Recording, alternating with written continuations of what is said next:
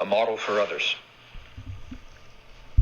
A tree that is well planted is not easily uprooted. A treasure that is well guarded is not easily taken away. If you pass on the Tao to your children, your family's virtue will endure. The one who practices the Tao shows that virtue is real. The family that practices the Tao shows that virtue is abiding. The township that practices the Tao shows that virtue is enduring. The nation that practices the Tao shows that virtue is expansive. The empire that practices the Tao shows that virtue is universal. One person becomes a model for others, one family for other families, one town for other towns, one nation for other nations, one empire for all empires.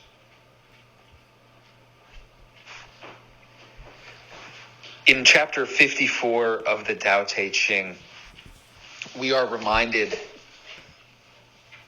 of the reality that action starts with one person.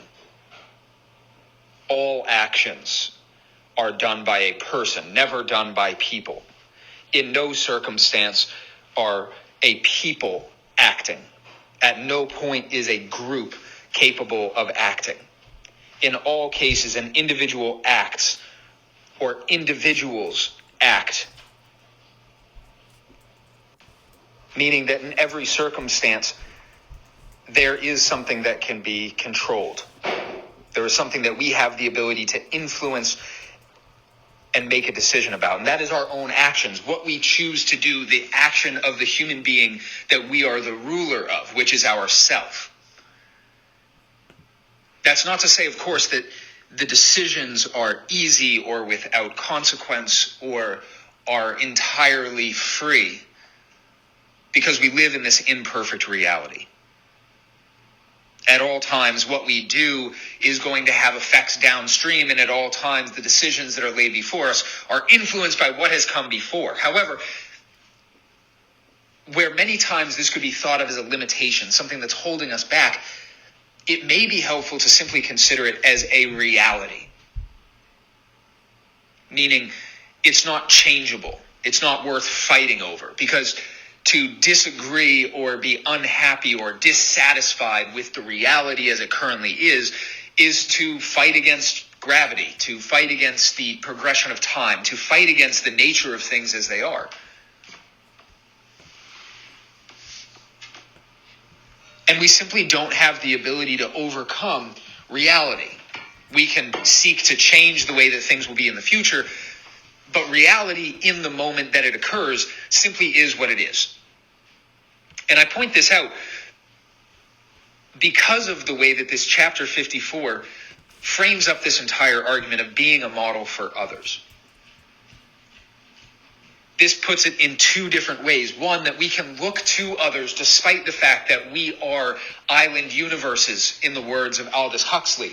Despite the fact that we are separate but interconnected, we act on and react to one another. We do have the ability to look to others for examples of how to reach for a better future, to find and hold and experience value in our own lives. And at the same time, we also have the ability to be that for other people.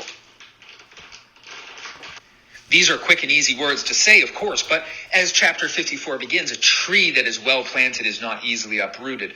And that does speak to the passage of time that is necessary to create good things on a truly strong scale. A tree does not spring up overnight. Trees live hundreds of years, and truly one of the most difficult things about being human is the fact that as we look to future generations, we don't have the whole picture. Our actions, what unfolds over the course of years, is likely going to bear fruit long after we're gone. That being said, it's a treasure that's worth guarding, and guarding well. And the way to do that isn't through force or through violence. The way to do that is by ensuring that future generations are protected along the way.